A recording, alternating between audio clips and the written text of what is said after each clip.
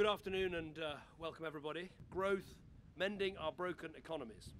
As for the transition, look, I think it is unthinkable that President Assad can play any part in the future government of his country. He has blood on his hands. He's used chemical weapons.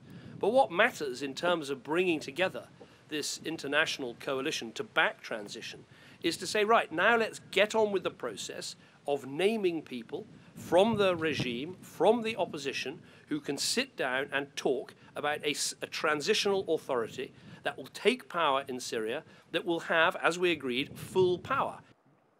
What's your message to the charities who support your campaign on beneficial ownership and openness? So I think that this is turning up the pace of the political change that's needed in Syria. Clearly, it is still words on a page. We have to turn those words into action.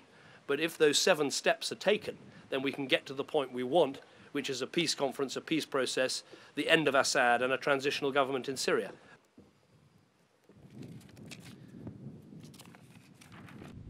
Let's be clear. If you want a low-tax economy, which I believe is fundamental to growth, you have to collect the taxes that are owed.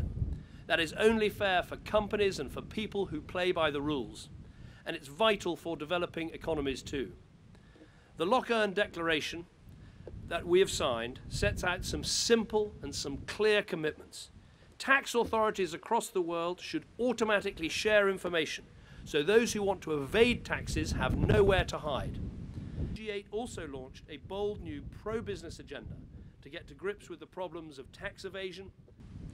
Finally, on transparency, we agreed that oil, gas and mining companies should report what they pay to governments, and that governments should publish what they receive, so that natural resources are a blessing and not a curse.